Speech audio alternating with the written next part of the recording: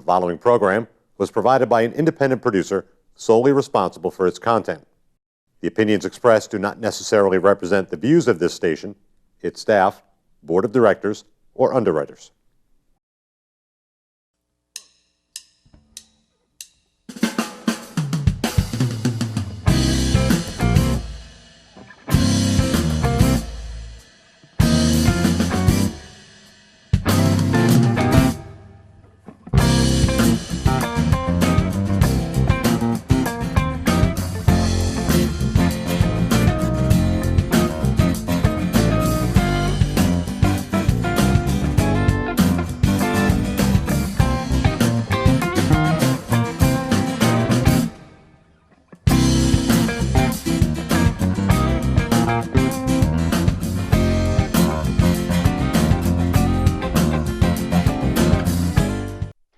Welcome to Gate City Chronicles. I'm Kevin Avard, your host, and today, well, we're going to be talking about the mayor's race, and hopefully we have some other candidates that will come on the show.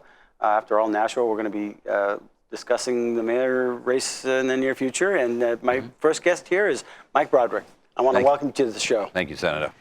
Hey, we've gone back a little bit. You've been around for a while. Yeah. And my first encounter with you was when we had our office on Chestnut Street. That's right. We met you here at the station a few times, I think, before that. But on Chestnut Street, you know, we were setting up the Center for Redress, and you were setting something else up. I have my business, Mayoral Valley Communications, right around the corner. There you go. It was actually my wife who engaged initially. Right, and she said, "Hey, you know, my husband might be entertaining the thought of running for mayor, so just keep it, just to make sure." Yeah. And so it's come to fruition. You're actually putting your hat in the ring for the mayor of Nashua, New Hampshire. I am. Isn't that amazing? Yeah. Never run for office. I'm not a politician. I've never run for office before. I was actually asked 4 years ago to consider doing it, but I was personally involved with my business in a private organization, and I just didn't have the time. But what's your business all about? What do you do? I sell and service telephone systems, do voice and data cabling.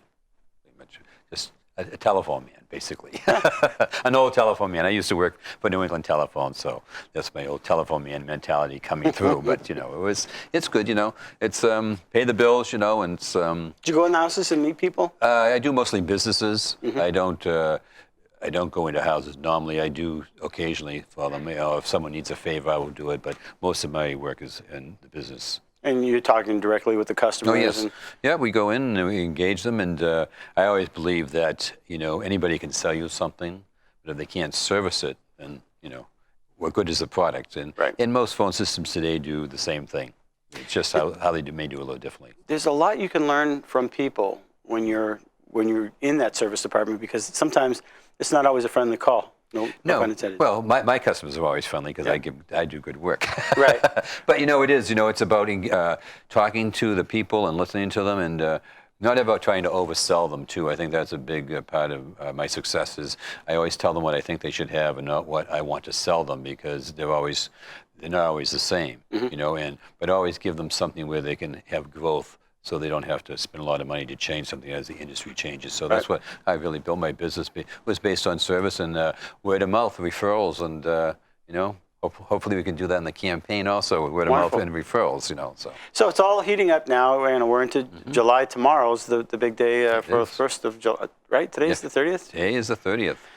And the election is what, September? September 8th is the primary. Right. And so we have a few debates coming up. I think the 19th, 20th, and 21st, and I'm going to be doing a talk show on the 16th for the local radio show. So you're running against some seasoned politicians. Yes, they're all politicians. I am the only non-politician, and I really think that Nashua is tired of politicians. No offense. It's all right. It's okay. None taken. So am I, actually. Yeah, well, it's just that they've all been there for a long time, and look where we are in the city. And if the people want the same thing, then... And that's a great segue into my first question. Where are we with the city? Well, where do you want to go first? I mean, we could talk about the drugs. Let's talk about our drug situation. Okay. I mean, we're talking about that a lot in the Senate and the House. We have a really big problem with opiates and other abuses in our state. We've noticed Teen Challenges now up on Toll Street. They're out there helping out what they can. We've got a lot of organizations in town that are reaching out, but yet the drug problem still continues. What's going on? Well, I think if you saw the paper Telegraph today, Merrimack did something first in the state in having a forum on heroin problems, and I think there's a lot of different ways. It's not one solution. There are a lot of different pieces that are going to have to go into solving this issue, and it's not going to go away. We know it's not going to go away. I think we need to increase our police force. I would personally would love to have 6 more officers on the street, but to start off with maybe 2 or 3, because we have when we get to talk about the budget, there's another issue there. But to keep them downtown, I think we need to engage the community, and you just mentioned there were a lot of different people reaching out, but we need to bring them together so we can to actually muster our will to fight this, and that's what we really need to do. We need to look at it, find out what the cause of the root problem is. I think we need to engage the neighborhoods. There are a lot of people who live in, I'm sure, where these drug lords are dealing, and they have small children. Would you want to bring your child up in that type of area? But I think that maybe they're afraid to come out, like in any major city, to make a stance. Gloucester has a program called the Angel Program, where they have addicts come in, turn in their needles and their drugs. Right. They're free of prosecution, and they get help. So I'm just saying that there's not one area. There's a lot of different ways, pieces we need to put together, so we can all come together and. We've been looking at some legislation like that as well, as far as people that maybe somebody's dying and there's the ability for people to call in 911 and not be prosecuted because they're on the scene and things of that nature. And if we get let's say the Angel Program, let's say that did work. I'm not saying it's going to be the 100% effective, because nothing is going to be 100% effective. But maybe when they clean themselves up, maybe they will lead us to where they're getting their supply from, So maybe because I think attacking the users is the wrong way. It's the dealers we need to attack. Right. Because when we get rid of the dealers, then we get rid of the drugs. So what aren't we doing now? Are we doing nothing? Is our current establishment not doing anything to counter this? Or I think the problem with the police is that they're understaffed, and so they get a call, and by the time they get there, because they're spread out throughout the city, it's too late. So I think the community needs to engage. We need to engage the whole community to find out what's not going on and what should go on. And let's come together. But all these agencies that are working, whether it's the state or the local level, or even the federal level, let's bring them all the resources we have, no matter what they are, and look at them, at least acknowledge them, look into them, see which ones will work, and talk to the people in the community, see what they think, because they're the ones who are going to actually lead us in the right direction. Well, let's get on everybody's going to be talking about rail, and we know that there's some support. There's some that people just have questions as well. It's not that the people that have the questions are necessarily against rail, but there's always the big question is, how are you going to pay for this? Who's going to maintain this rail? Is it going to be New Hampshire employees, or will it be the Massachusetts unions that'll be doing this? Will it be and are we going to have to negotiate with them? All the studies that I see, rail is great, provided the industry can support it. Right. But rail does not bring the industry. It only helps a thriving state where we're still struggling. I'm still seeing an exodus from up north over the border.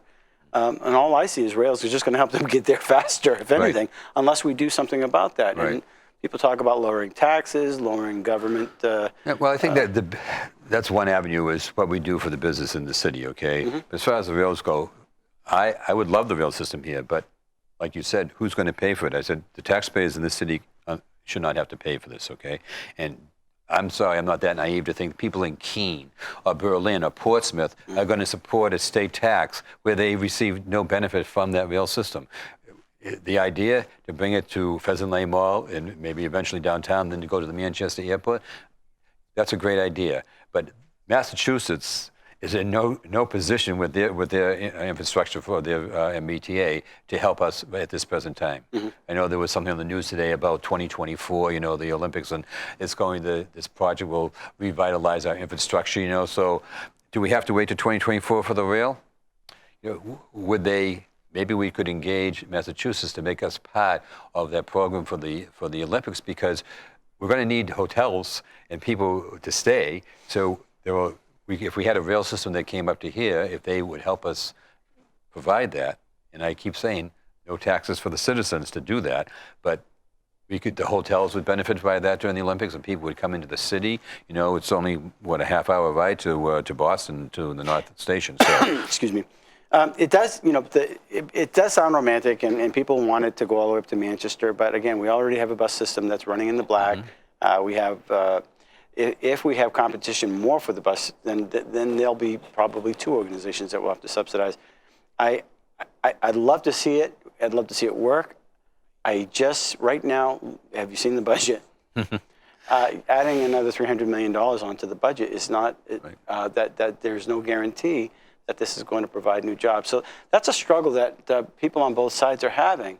But if you're not 100% for it, doesn't mean you're against it. It's just you want to go about it doing it the right way. I agree. I think everybody would love the rail system. It's about how we pay for it. That's the bottom line. And at this point, I went to the meeting at the library when they had it last year about presentation on the rail system, you know, and everybody there was for it, but no one's really, a few people just asked the question, how are we going to pay for this, you know, and they really don't have an answer. They have all these projections of how many jobs it's going to create, like that, but, you know. And those aren't necessarily guaranteed. Exactly. There's nothing guaranteed with this, and so we want to go about it smart, because the people out in Ringe, the people out in Brookline, Hollis, you know, Lebanon, Berlin, you know, hey, why are our taxes going up?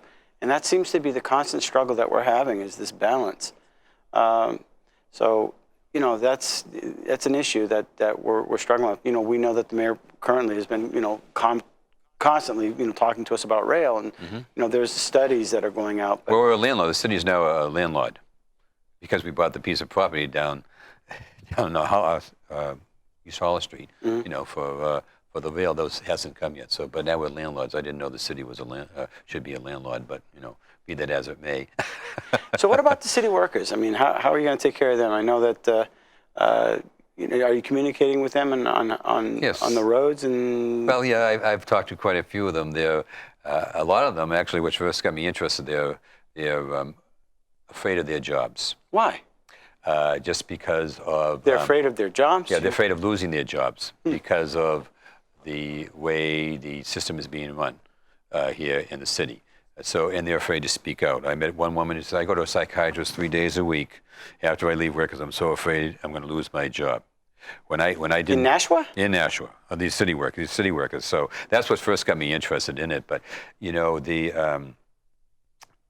I've met a lot of people, you know, that I don't think people should be treated that way. I really feel those of people are treated with respect and dignity, they're going to work for you, okay? We can talk about, you know, the downtown project if you want, you know, and what's being done, what's not being done. But, you know, I think that's what needs to happen in the city first of all, and then have somebody who's going to engage the workers, you know. And is it my imagination, or is the downtown losing businesses? I walked down there the other day, Senator, and the empty stores, okay? What are we going to do to bring business downtown? Wasn't this revitalizing the sidewalks? Well, where's our 10-year plan? Was back in 2002 was a 10-year plan, I believe it was. So now this is 2015. Has anybody done a 10-year plan for the next 10 years of the city? I don't believe so. So what are they working off of? You look at Alex's movie now. We lost Aubuchon's, Unum's, all the. Now Alex is going to be moving to Amherst Street. No, it's moving up to off of Exit 8 there, the old Oasis Imaging building there, and. Actually, I cabled that building many years ago. So Alex, if you need something to move your phones, call me, you know. But, you know, we have to realize that it's an urban area. So we need to put stores downtown that's going to actually attract our ethnic background downtown.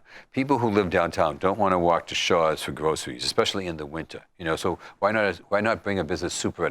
There are so many empty locations in downtown, even on the side streets. You know, there's a super at a small clothing store. You know, we need to have an economic development director that's going to really be aggressive. He needs to work with the state economic development director and bring businesses in. We need to be proactive, but I don't see that.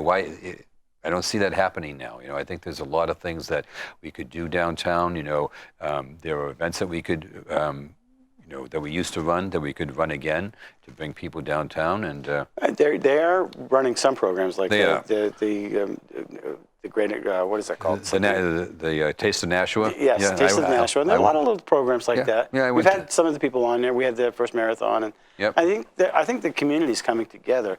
but there's still, you're still seeing some of these storefronts leaving, and my gosh, this winter, yeah. I don't know what happened. Well, see, the businesses, we're the retail capital of Nashua's retail capital of the state. So why can't we get businesses to come downtown as opposed to the malls? Okay, a lot of people in the malls, but a lot of people don't drive to the malls, or they have to take the bus down to the mall. We need to bring businesses, entice them. We also need to give them some tax breaks so that it's going to be attractive for them to come downtown. I met someone who has a store downtown, and he was made to put in. He doesn't serve food at all. He has occasionally some stuff. It cost him $10,000. They had to put 2 bubblers in. One is lower, and no one really comes into his place of business. But that cost him $10,000. So he could afford to do that. But was that part of a zoning ordinance, or? Yeah, the building department made him do that. So there's a lot of areas in the city where we can look at to help to attract businesses in here. Just not just one thing. Even the fees. Sometimes we should waive some fees to help businesses. Just do some private and public and private marketing of our city downtown. There's a lot of people that come up here because of across the border. So why can't we engage them to come up here for other items, as opposed to just for no tax, for no sales tax. So I think there's a lot we can do with the EDD, Economic Development Director, and that program. I really think they need to be more proactive. I know they're talking about, I think former Alderman Fred T-Boom mentioned about the mill yard, with the Broad Street Parkway coming down. So I was thinking about that because my office is right near there. It's on Chester Street. So when the Broad Street Parkway comes, he wants to, and it's not a bad idea, do something in the mill yard. Maybe a playground for the kids, to entice everybody. So what would have to happen? We would have to have, that's a little bit off from downtown, so maybe we could provide them some free transit from the mill yard, if that ever comes to fruition, to downtown. Well, we do have a bus system. We do.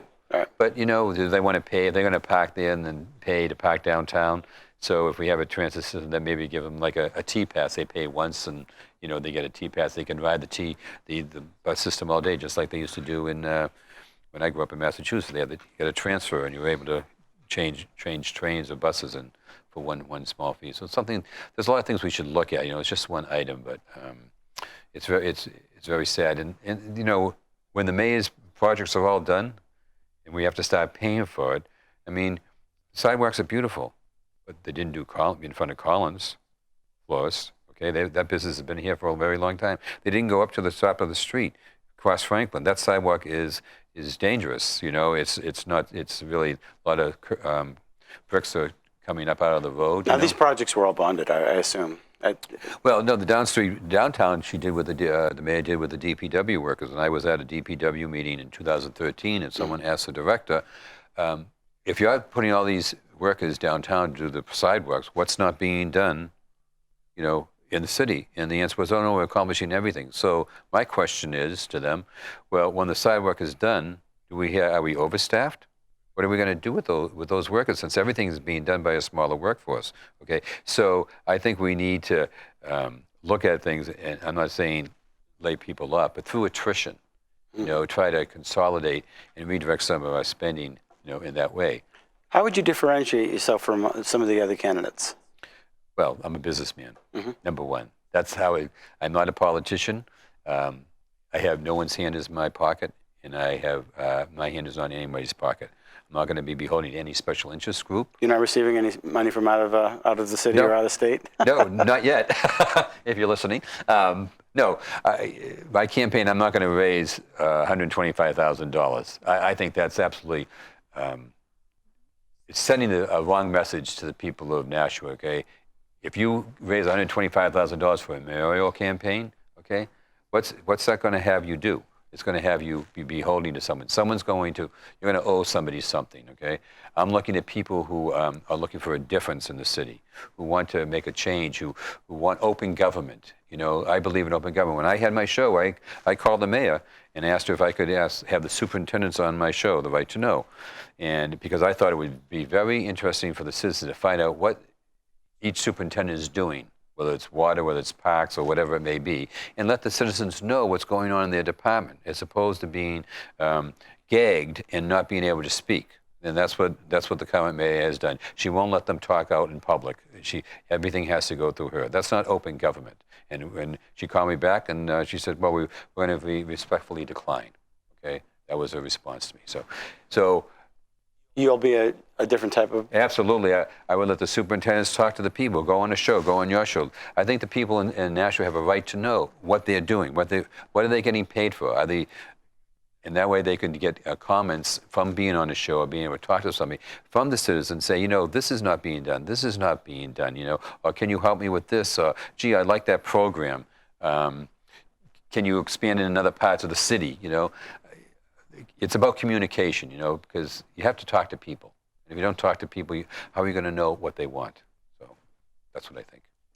What's going to be your first priority when you get into office? Should you receive the honor? Taxes. I'm very... You want some more? No, I would love to hold taxes without any increase. I don't know if that's possible because we're going to have a lot of bonds being due for the 2017 budget. But, if you look at ways to redirect spending in the city, let's see if it's possible. I mean, In what way? How would you do that, and why would you do that? Well, I think there's a lot of redundancy, in some of the positions here. And when these aldermen, these people a lot of them who are running, okay, do a budget, they look at last year's budget and then they go from there, okay? That, in my opinion, is the wrong way as a business person to do a budget. You look at each department, okay, and you say, okay, this is what we were given. They spent this so much of this. Where can they make changes to keep their budget in line with whatever the numbers we're asking them to do? So they don't look at the individual people. Departments, budget comes out for the estimated budget on present years in March, maybe April, okay? So from March or April to July 1st, they have, we have another $100,000 or $50,000 in our budget. Let's spend it. Why? Because they don't want the next year's budget to be less than what they had before. But right. That's the wrong way to look at something. You don't just spend money, just spend it so you can get more money the next year. Mm-hmm. You look at what you're doing. In a lot of industries, in the private sector, the HR person, the benefit person is the same person. We have two separate people that are running those departments. Is that necessary? We have to look at that. I'm just saying I would explore every department and look at every department and see where we can redirect the money so that it's becoming, and maybe if we can save money here, we can add 2 or 3 more police officers here. So mm-hmm. I think every department has to be looked at on an individual basis, and I think you need to put a freeze on their spending so they don't spend the money just for the sake of spending money.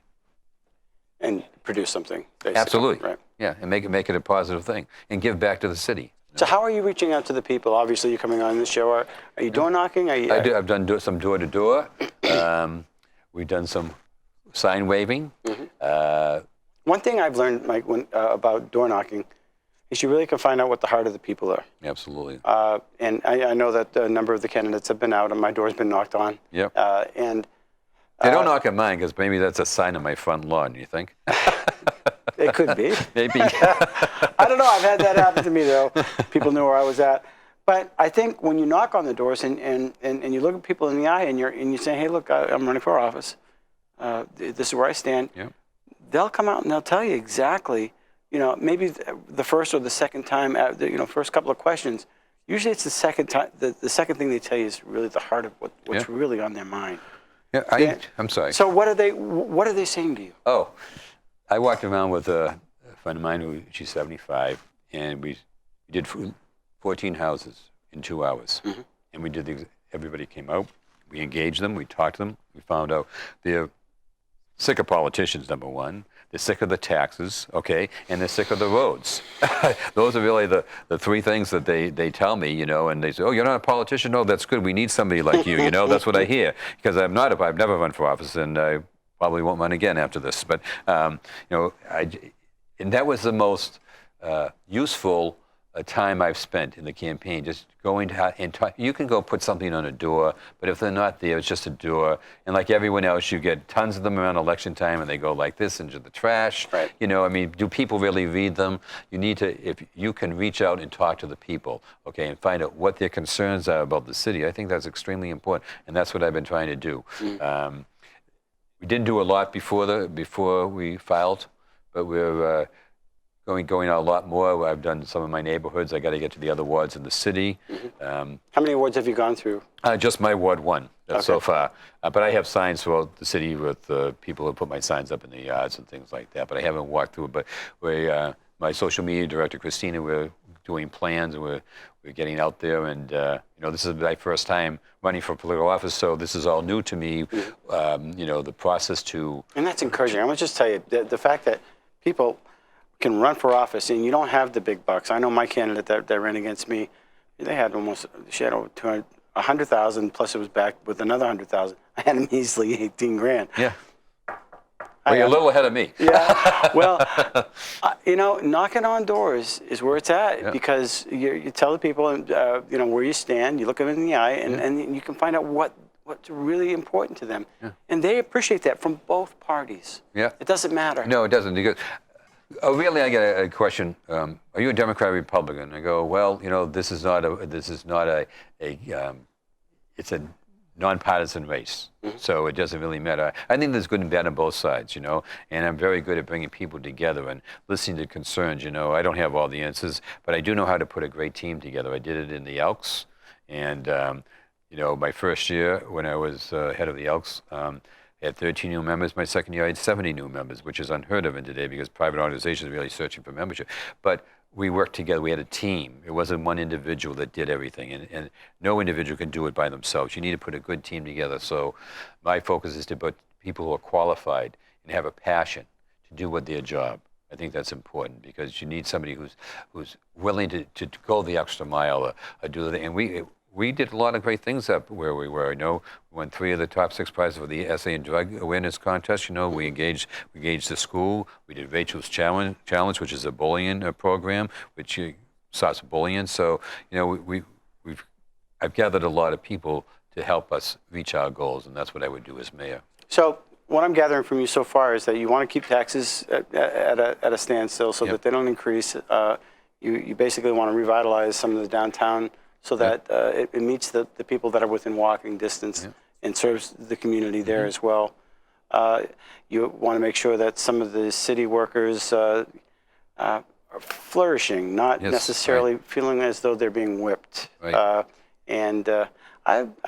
I kind of heard some, you know, rumors, you know that people are a little nervous. Sure. You know, but you want to expand the police department a little bit because of our drug situation that we're having, and just a more of an aware presence. Yeah. In I the talked to the streets. chief. I mean, he said we had the 3 murders, okay, which happened fairly close together. But he told me crime is actually down in the city. But, you know, if he has to, you know, put people downtown, then he takes them away from other areas of the city because the businessmen would like to solve some of the homeless problem. Right. But, you know, they don't always call the police. So the chief says, well, we don't know that there's an issue down there, but because they never call us. So we need to make them aware that if they have an issue, they need to call. So that's why I think we need some more police officers, just for that, because we don't want to leave another part of the city open where they can't cover a response, go to a response. So I think that's really very important in the city. And you know, I think that's. I don't know whether the chief and I always agree on everything, but I would have an open door relationship with him. You know, right. I think that's important. You know, everybody touts this transparency thing, but you know, transparency really needs to mean something. And everybody can say they're transparent, but when the rubber comes and meets the road, that's where the character comes through. As soon as people start hiding things, and you see it all the time, I call it the Department of Bureaucracy. And they're very good at containment, and they're very good at shutting it down, and they're very good at playing catch with each other. Oh, you got to go here. Oh, you got to go there. And that can be frustrating for the average citizen. We have people, you know, clerks that have come on the show, and they've actually donate some of their time to help people through the system. And God bless them for that. I think her last name is Mealy, and she helps people through processes. Oh no, if you go there, go this way and do this and do this and do this, and she's donating her time. But our bureaucracies get so heavy laden, and people go and then they have to come back and they got to go, and it's such a burden for them just to get processed. Yeah. That's something that I would like to see, fixed a little bit. I just up at the Capitol, somebody actually had to come to my office and say, look, I've got an issue. And I just had to walk them over next door just to cut through the bureaucracy. Yep. I'm sure that happens in the city as well. Oh, absolutely. I'm sure that if we could have somebody that do that, like a citizen service director, or somebody who actually, follows through and works for the mayor, and keeps the integrity of the office together, I think that's important. But also give them the freedom to make intelligent decisions on their own.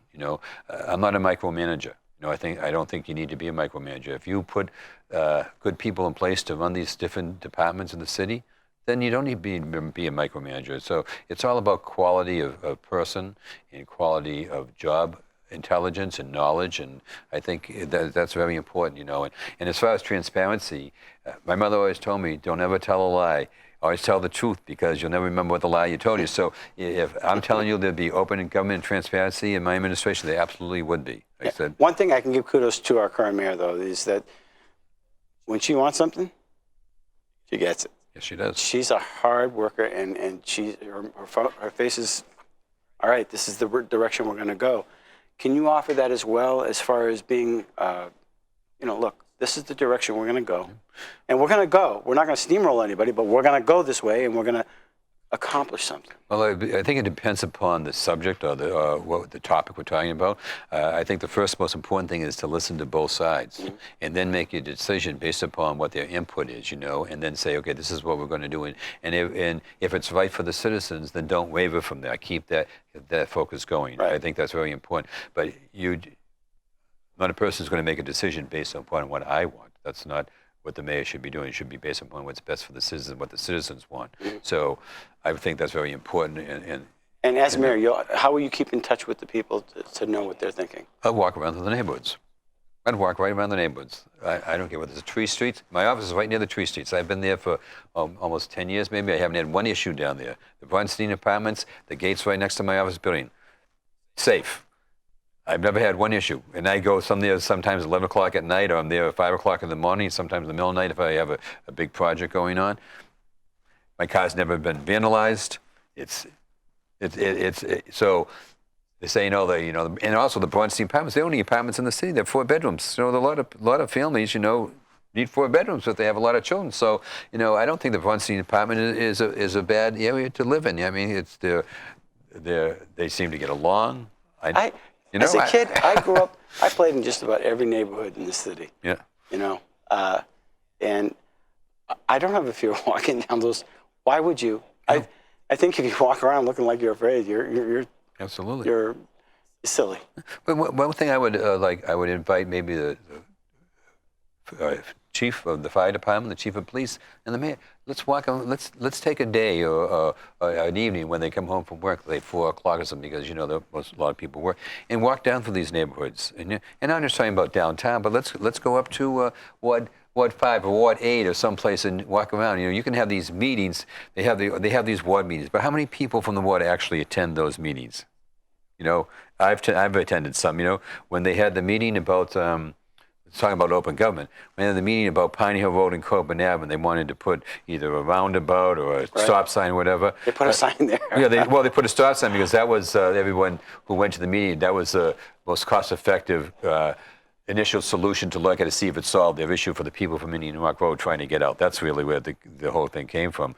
But the mayor said she sent cards out to all those people near there, but I didn't get a card, and I live off of Coburn Ave, and all the people in my neighborhood didn't get a card. So I guess because we didn't live close to Pine Hill and the junction of Pine Hill and Coburn Ave, we weren't notified. I use that road almost every day. But so I saw it in the papers. So that's why I attended the meeting that Alderman McGinnis had started, and the mayor was there, and it was a very informative meeting. But it was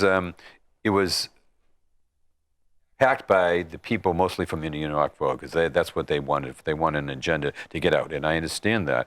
That they have it difficult getting out. I'm not against that, but notify all the people who live off Coben Ave or off Pine Hill Road, not just a select few. I don't think that's open government. Hey, one of the nice gems that Nashua has is this airport. We took a tour. I was amazed. Yeah. We've been there. We've interviewed some people from the airport. We've got a restaurant there. Yeah. They're looking to. Have you eaten there?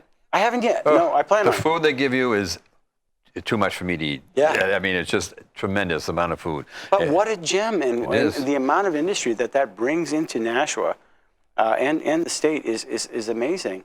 And hopefully we're going to have a series of interviews that go on there. But they're looking to educate some of the the surrounding towns. Get some girls to learn how to fly. For some reason there's this big vacuum. We need ladies flying planes. Yeah. They are better drivers, by the way. Oh yeah. Well. Just saying. Anyway, they're I'll tell my wife that.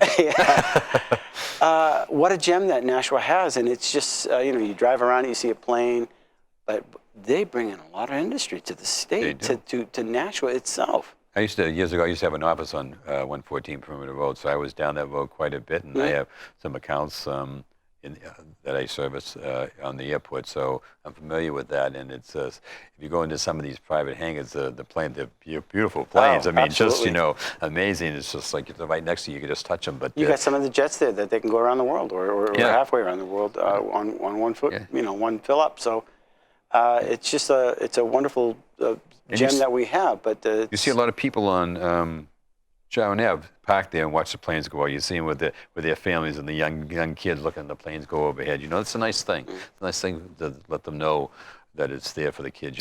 Yeah, well, I would encourage people to visit the airport and definitely go to the restaurant, but to look at it and see it as a thriving industry that we have, and that's one thing that I'd love to keep focus on as far as making sure that we continue this.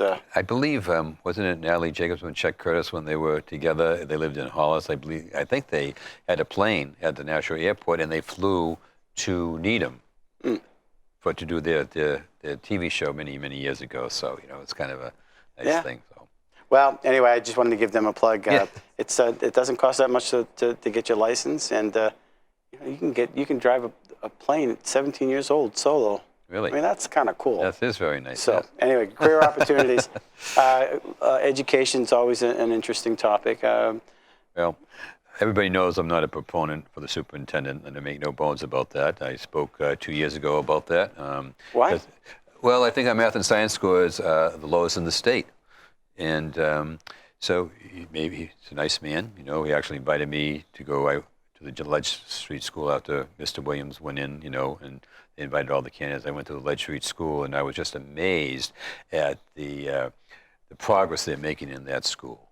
The 4 student union people, they were just very, very, very cute. And they gave me the whole tour with the principal, assistant principal, and I was in the library, and one of the girls was telling me about everything in the library, and I said, this boy went into the library and said, "Could I have a bowl of soup?" And the librarian said, "This is a library." So the little boy goes, "Could I have a bowl of soup?" So she got a kick out of it, but it was nice to engage the young kids, what they do there. They have a little planting thing out there. I promised them some plants next year, for the back of the yard. But it was nice. But, he's a bean counter, He's not an educator. I think we need an educator in that position.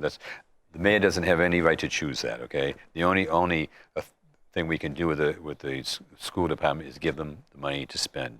The school board makes all those decisions. So the mayor doesn't have a lot of control over that. Yeah. But, I make no bones about it. I just think that we need someone educated. Common Core was something they pushed on us, and a lot of the teachers and the school board members don't like it, but they have to do it. There should have been some lead time, some learning time with that before they made it mandatory. Well, it's not necessarily a popular curriculum with the parents, I can assure you of that. Yeah. And also parents want the choice to, if there's some provocative material, they want to be able to say, hey, look, we don't want that with our children. Yeah. And they should have that right. Well, I think the governor vetoed that. Yeah. Well. House Bill 603. Anyway, education's an important, going through the schools, we have some of our children are in the high school and middle school. I went into one of the classrooms in the north, and they got computers that are like 1990. They look like floppy disks. You got to tilt them for them to warm up. And I think that's too bad. I think that, maybe they get them iPads instead of doing something, a big computer. But my heart broke for the teacher because they have to wait for the computers to warm up, and it's like, come on. Well, technology is just passing everybody by. So the kids' cell phones are more important. They're better than it's almost like a tablet. Their phones are like tablets. And they know how to use it. So if they're going to go to an integrated system, then they're going to be bored with it. They're going to lose their focus. They're going to lose their interest. So we need to keep them interested in that. So I believe education is very important. I hear a lot of different things from citizens. Well, I don't have any kids anymore. Why should I pay for the tax of the schools? I said, because we're in a community. Because you can't expect the people who are sending their children to school to foot the bill for the whole education, because it wouldn't work. So the whole community needs to actually come to the realization that part of our taxes is for education. It's our biggest ticket of the budget, so they need to realize that. Are they happy with that? No. But is that going to change? No, it's not going to change, because we need to educate our children. We're falling behind other countries, in this country, we're about 26th, 27th around the world. Yeah, so look at it. A lot of people from India come over here, and China. These people, they work hard, and they're intelligent people, and they want to learn. And I think a lot of people want to learn. I think the teachers know, and you have a classroom of 20, 25 people. She's going to know what percentage of the kids want to learn, and other percentage of the kids aren't interested. Okay, so how do you engage them? How do you make them interested? Okay, you need kids learn differently. Yeah, absolutely. And we have charter schools. We got some charter schools that want to move into Nashua. I know that there are a couple, because the cookie cutter doesn't work for everybody. Right. It's good to have choice. It's good to have choice. That's what built America, was diversity of jobs. Some people want to go into VOTech or a technical or an engineering or work on cars or whatever it is, or be an electrician or a plumber. Those are all I'm a telephone man, okay? So that's why when I started out with New England Telephone, it was a telephone man. They do got some good programs in the schools, in the high schools, for that type of thing, robotics and things. Those are cool. I wish I had those when I was a kid, but actually, it probably would have gone. I still wanted to become a preacher. Never happened. Never happened. Well, I was wanting to be a rock and roll singer, but when I hit puberty, my voice changed, so I gave up on that idea. So very quickly. It's fun to sing. Well, I appreciate you coming on the show. Are there any? How can people get in touch with you? No, listen. This is. I'm sure you've seen my sign. That's a pretty sign, by the way. Yeah, thank you. And it's Broderick for Mayor. And you go on my website, and there's a place on there where you can donate or help. I'm looking for help for my campaign. People to walk and hold signs. I'm looking for a grassroots effort here. People who want to change in the city, and that's what I'm looking to do. So hopefully the people will get out to vote. And I know the voter turnout is a little low sometimes, especially in the primaries. I think how many votes were there? Was it 4,000 votes or something for the large election? I was the 100th vote in Ward 1. You were? Yeah, I was. By the way, Senator, you're the 100th vote this morning. I was like, wow. Did the bells go off? Did you get a prize or anything? No. No, I was like, that's it. Really? I was. Yeah. I was there. I held some signs, and I was there from 6 to 8, and 8 to 10 in the morning, 6 to 8 at night. And it was a low turnout, unlike when we held signs for you, but it was a much more general election type of thing. Yeah. So, but hopefully on September 8th, people will come out to vote. If they want to change, they need to get out and vote. So voting for you is like voting for your neighbor. There you go. Right? Absolutely. All right. Well, Mike, I really appreciate you coming on the show. Thank you, Senator. I appreciate it. Absolutely. Okay. And if you're interested in more, contact Mr. Broderick about his campaign. You want to help him out. Average citizen, working man, small business owner. Some people want that type of representation. They know the heart of the people. So give him a contact if you're interested. And thank you for watching Gate City Chronicles. We hope that we'll have some other people running for office here as well. And we hope it's informative for you. Until next week, thanks for watching. Thank you for watching Gate City Chronicles. And we want to thank our sponsor, Aardvark Cleaning. They've been a sponsor for quite a few years now, and we appreciate them being a sponsor. And if you want to be a guest on our show, contact accessnashua@gmail.com. We'd love to hear your story. Until next week, thanks for watching. The preceding program was provided by an independent producer solely responsible for its content. The opinions expressed do not necessarily represent the views of this station, its staff, board of directors, or underwriters.